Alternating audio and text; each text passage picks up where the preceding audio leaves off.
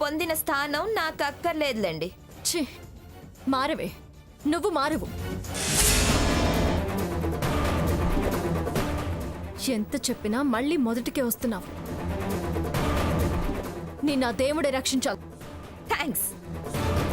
మళ్ళీ నేనే రక్షించాలి అనలేదు. బయలుదేరు. నువ్వంత భయపడాల్సిన అవసరమేమీ లేదు. నేనేమి ఇక్కడ ఉండిపోన్లే. నేను వెళ్ళొస్తాను.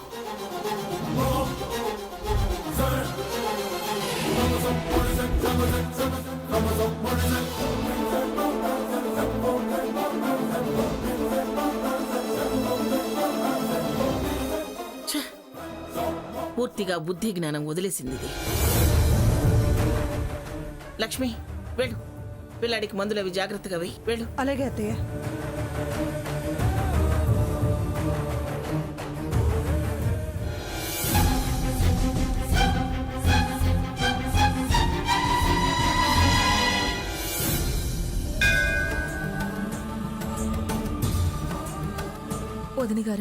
వదిన గారు వచ్చి ఎంతసేపు అయింది?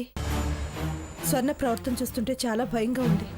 అత్తగా మీరే అంత భయపడుతుంటే కన్న తల్లిగా నేనెంత భయపడుతున్నానో, నాలో నేను ఎంత కుమిలిపోతున్నానో, ఎవరికి చెప్పుకుని బాధపడాలో, ఎలా నా మనసుకి సమాధానం చెప్పుకోవాలో ఎవరు ఓదార్చగలరో నాకు అర్థం కావడం లేదు వదిన గారు. నా గుండె దిటో చేసుకోలేకపోతున్నాను. ప్రతి క్షణం వాళ్ళ గురించిన ఆలోచనలే. నన్ను నేను సముదాయించుకోలేక సతమతం అయిపోతున్నాను వదిన గారు. ఎందుకు సీత మీద అంత శత్రుత్వం పెంచుకుందో, ఎందుకు ద్వేషిస్తుందో అర్థం కావటం లేదు. స్వర్ణలో ఈ అభిప్రాయమే బలపడితే జీవితంలో అక్క అన్న విషయమే మర్చిపోతుందేమో. మళ్ళీ వాళ్ళు ఇంక జన్మలో కలవరేమో అనిపిస్తుంది. మూర్ఖత్వంతో సీత ప్రేమని అది అర్థం చేసుకోవడం లేదు. ఇల్లు వాకిలి పిల్లాడు అన్నీ వదిలేసి క్లబ్బులు సావాసాలు.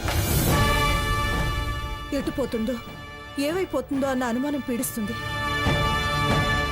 ఎవరన్నా లెక్క లేకుండా పోయింది, ఏవన్నా విరుచుకు పడుతుంది. తప్పమ్మా అన్నవాళ్ళనే తప్పు అంటుంది. ఎదురు తిరిగి పెద్ద చిన్న లేకుండా మాట్లాడుతుంది. ఏం చేస్తే అది దారికొస్తుందో, దాని తప్పది ఎలా తెలుసుకుంటుందో తెలియకుండా పోతుంది. నీకు శుభం, నీ పిల్లాడి క్షేమం అని, పుట్టింట్లో భోగిపళ్ళు పోయించాలి అని ఇద్దరినీ ఒక చోటకు చేర్చగలిగితే, ఎదురు పడితే ఏదో వంకతో పంచాయితీయే కాని ఓ పండగ సాంప్రదాయం అని అది ఆలోచిస్తుందంటారా? మనమందరం ఉంటాం కదా వదిన గారు. ఎంతమంది ఉన్నా దాని నోరు మూయించగలమా? అది ఆగమంటే ఆగుతుందా? కలగజేసుకోవద్దు, తలదూర్చొద్దు అంటూ తిరగబడుతుంది కదా. తన పిల్లాడికి సంబంధించిన విషయమేగా. భయపడి ప్రయత్నం మానేస్తే ఎలా వదిన గారు? గతంలో అది చేసిన గొడవలే నా భయానికి కారణం వదిన గారు. నా కొడుకు అంటుందిగా. 10 మంది ఆశీర్వాదం మంచిదని మనమే నచ్చ చెబుదాం. సరే వదిన గారు, అలాగే నేనొచ్చి అందర్నీ భోగిపండ్లు పోయాలని పేరంటానికి పిలుస్తాను. ఆ భోగిపండ్లైనా వాళ్ల మధ్యున్న కోపతాపాలు తగ్గిస్తాయేమో. సరే వదిన గారు, ఈ విషయం చెప్దామని వచ్చాను. వస్తానండి. మంచిది వదిన గారు.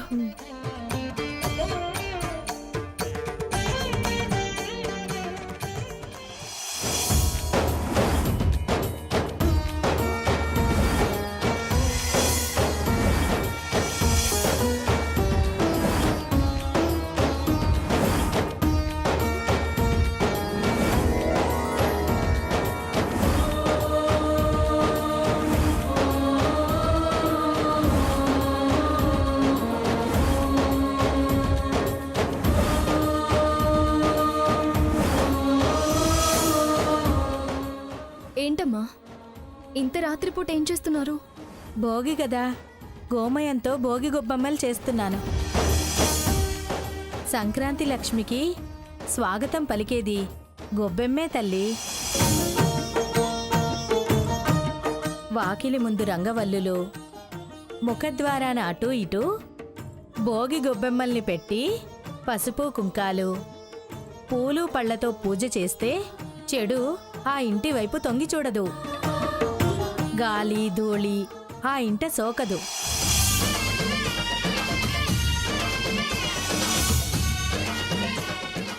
గొబ్బెమ్మల స్వాగతానికి మహాలక్ష్మి మందహాసంతో మన ఇంట అడుగు పెడుతుంది. ఆవిడ అష్టైశ్వర్యాలు ప్రసాదిస్తుంది. గోవు పవిత్రం. గోమూత్రంతో కలిపిన గోమయంతో శుద్ధి చేసి ముగ్గేసి గొబ్బమ్మ తల్లికి ఆసనం వేసి పూజ చేస్తే ఇంటిల్లి పాదికి ఆయురారోగ్యాలు కలుగుతాయి. అంతేకాదమ్మా, ముఖ్యంగా పసిపిల్లలున్న ఇంటి ముందు గొబ్బెమ్మల్ని ఉంచితే క్షేమదాయకం అమ్మా. గొప్ప అదృష్టవంతులయ్యేలా దీవిస్తాయి. శుభకరం, క్షేమదాయకం అమ్మా.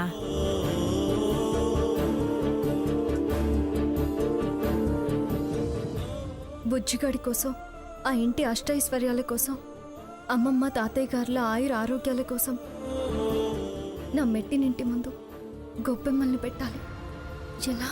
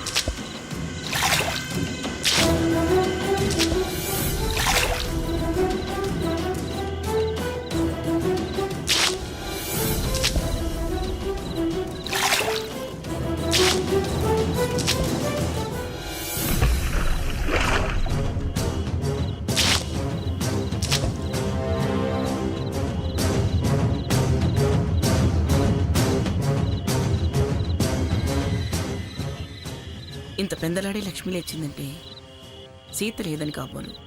పండగ రోజు కదా, అందుకే లక్ష్మి లేచి ఉంటుంది.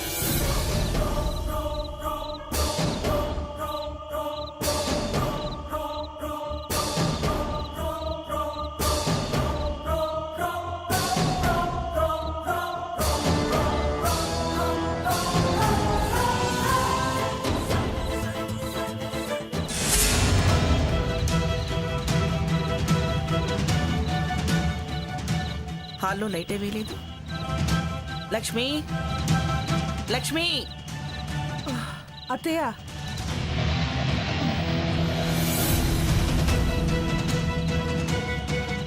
4:30 అయింది. ఈ టైంలో పిలుస్తున్నారేంటి అత్తయ్య గారు? లక్ష్మి! వస్తున్నా అత్తయ్య.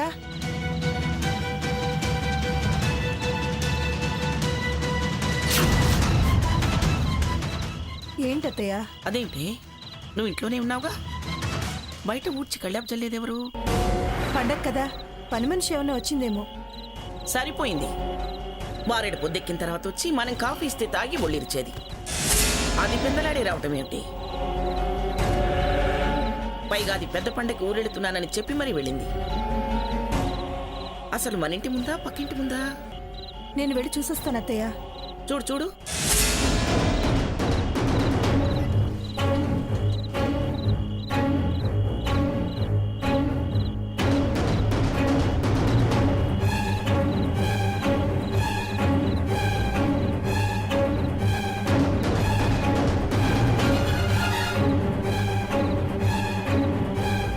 ఎవరమ్మా నువ్వు?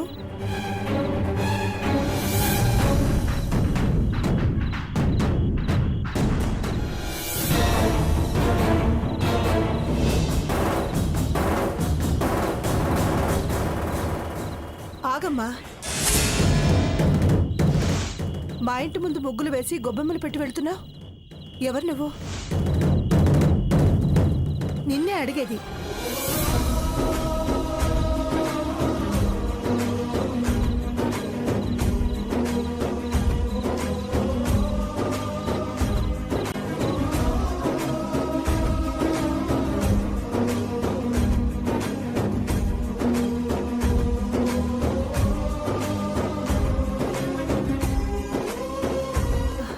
అమ్మా సీత, ఏంటమ్మా ఇది? కాదని వెళ్ళి ఈ ఇంటి క్షేమం కోరి రంగవల్లులు దిద్దడానికి వచ్చావా? మెట్టినింటి యోగక్షేమాలు భోగభాగ్యాలు కోరి గొబ్బెమ్మలు పెడుతున్నావా? ఉండలేని పరిస్థితిలో ఇక్కడి నుంచి వెళ్ళాను కానీ మిమ్మల్ని అందరినీ కాదనుకోలేను కదా అత్తయ్య. ఎవరు లక్ష్మి?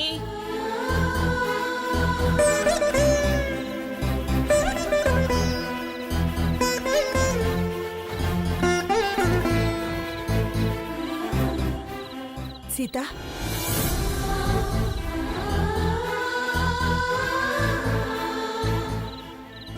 ఎవరే లక్ష్మి? ఎవరది?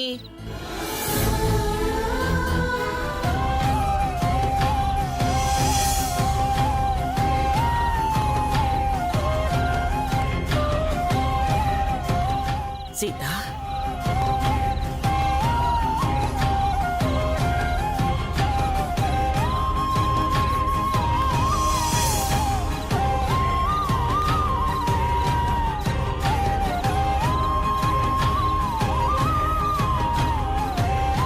ఏమిటి ఇది? దర్జాగా మమ్మల్ని లేపి శుభం తలిచి చేయాల్సిన పని నీ ఇంటి ముందు నువ్వే చీకట్లో దొంగచాటుగా చేయాల్సిన పని ఏమొచ్చింది నీకు? శుభకరమైన పని ఎలా చేసినా శుభమే అమ్మమ్మగారు.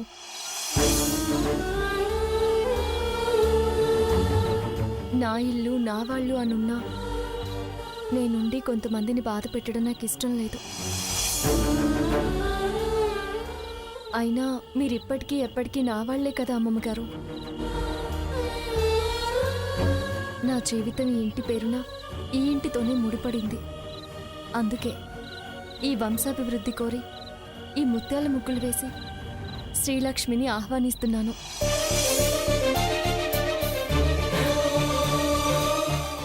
సీత, ఎంత పెద్ద మనసు నీది. మరొక పెద్దతనం చెప్పింది. అందుకే ఈ గొబ్బెమ్మలు పెట్టడానికి వచ్చాను.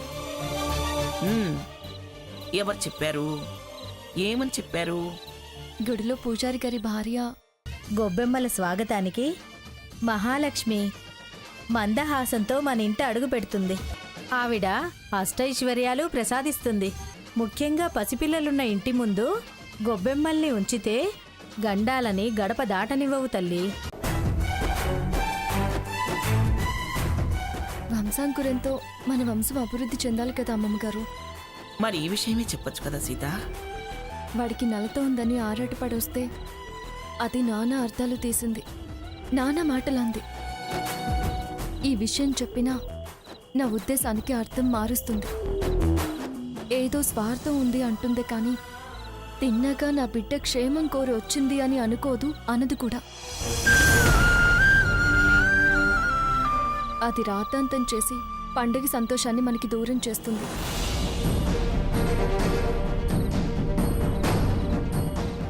అందుకే నా ఆలోచనల్ని అది అనుమానించొద్దు, అవమానపరచకూడదనే ఇలా రావాల్సి వచ్చింది అమ్మమ్మగారు. దాని ముఖం, నీ తపన ఆరాటం మాకు తెలీదా? అది తప్పు పడుతుందని నువ్వు తప్పుకొని తిరుగుతావా? మేలు కోరేవాళ్ళు నేరుగా రావచ్చే. ఎవరో ఏదో అంటారని నువ్వు భయపడటమేమిటి సీత? భయం కాదమ్మమ్మగారు, ప్రేమ.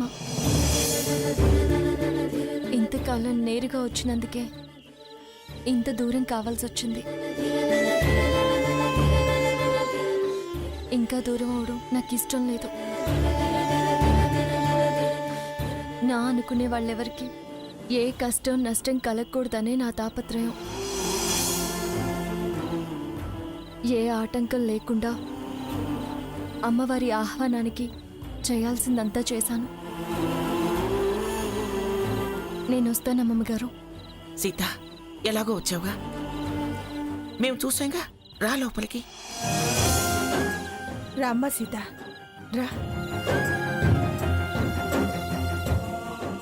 అమ్మమ్మగారు, నేను రాను అని నాతో అనిపించకండి. అది లేచినట్టుంది. ఈ టైంలో మనల్ని ఇక్కడ చూస్తే భోగి మంటలు వేయాల్సిన టైంలో అది మరొక మంట రాచేస్తుంది. శుభం కోరొచ్చి బాధని మిగిల్చిందాన్ని అవుతాను. నన్ను క్షమించండి. కలగబోయే శుభంలో మళ్ళీ మన కలయిక ఒక శుభం కావాలి. వెళ్ళొస్తాను అమ్మమ్మ గారు. సీత, వస్తాను అత్తయ్య గారు.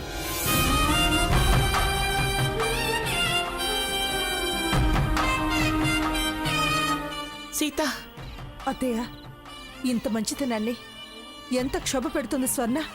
సీత చెల్లెలుగా సీతను సాధించి వేధించడానికి పుట్టినట్టుందది.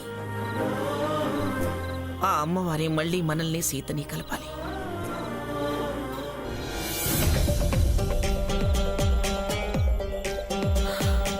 అమ్మో 5 o'clock అయిపోయింది. త్వరగా జిమ్కి వెళ్ళాలి.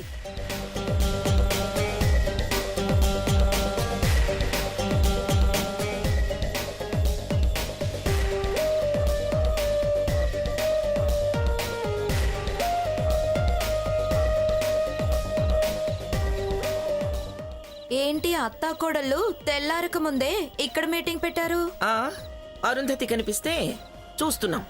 ఆరోగ్యాలు చెడితే ఆసుపత్రులు కనిపిస్తాయి.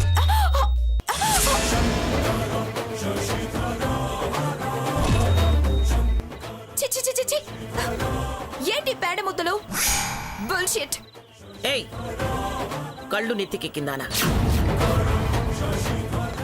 సరిగా చూసుకోకుండా గొబ్బెమ్మలు తొక్కింది కాక పేడముద్దలంటామేమిటి? పేడముద్దలు తింగరదానా. చూపు, మాట, నడత అన్నీ వంకరేనా? ఎందుకే నీ బుద్ధి మరీ ఇంత వంకరైపోయింది? ఓ పండగ పబ్బం సంతోషం లేకుండా ఈ పంటలు వేసుకుని పరుగులేమిటే? ఇల్లు వాకిలి పట్టం దానివి గౌరీదేవితో సమానమైన గొబ్బెమ్మలు పట్టుకుని పేడముద్దలంటావా? ఆ నెత్తికెక్కిన కళ్ళు అసలు లేకుండా పోతాయి. పోతే పండుగ చేసుకోండి. ఆయన ఏదో అన్నట్టు వీధిలో పెట్టాల్సిన గొబ్బెమ్మలు మార్బుల్స్ మీద మొజాయికుల మీద పెట్టడం ఏంటి? మీకంత పవిత్రం అనిపిస్తే వెళ్ళి ఏ పిఠాపురంలోనో చీరాల్లోనో పెట్టుకోండి. ఇలా దారికి అడ్డంగా పెట్టి జారిపడేలా చేయకండి. మనం ఎక్కడుంటే అక్కడ గొబ్బెమ్మలు పెట్టుకోవడం క్షేమం, కానీ ఎక్కడో పెట్టమంటావే? బుర్ర తక్కువది అలాగే మాట్లాడుతుంది. జడ వదిలి పూలు చెవుల్లో పెట్టుకునే రకం. మీరు ఆ పని చేయాలనే చూస్తున్నారు. నా చెవులు అందటం లేదని అక్కసుతో మాట్లాడుతున్నారు. చూడబోతే అత్తా కోడళ్ళు అర్ధరాత్రి నుంచి నన్ను పడేయాలని ప్లాన్ వేసి ఇలా చీకట్లు పేడ ముద్దలు పెట్టినట్టున్నారు. మళ్ళీ పేడముద్దలు అంటామేంటే? నాలుక పెరిగిందానా? నోరు పారేసుకోకు, పాపం తగులుతుంది. నీ కొడుకు క్షేమం కోరి పెట్టిన గొబ్బెమ్మలేని ఇవన్నీ. ఆ నన్ను పంపించేస్తే వాడు మీ వాడవుతాడనే కదా మీరు కోరే క్షేమం. స్వర్ణ, ఏంటమ్మా పండగ పూట ఆ మాటలు? మీరు చేసుకునే పండుగ అదే కదా. అవి తొక్కి నువ్వేలా అసహించుకుంటున్నావో నిన్ను చూసి మేం కూడా అలాగే అసహించుకునేలా చేస్తున్నాం. పోవే పా, ఊరెక్కడానికి బయలుదేరావుగా, వెళ్ళా. నీ అపశకునం కూతలాపి పోతలకి. ఏ పూట ప్రశాంతంగా వెళ్ళనివ్వరు.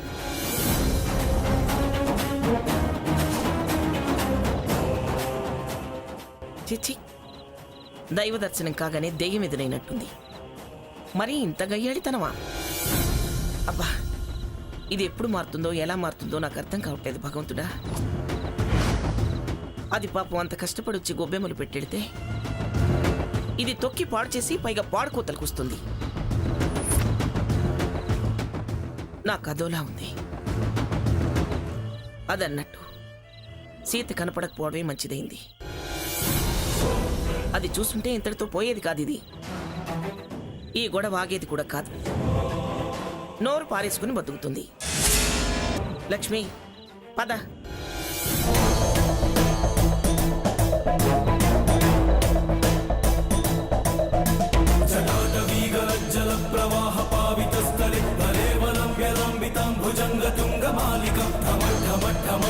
నినాదమడ్డమర్వయం చకార చండ తాండవం తనోతను శివ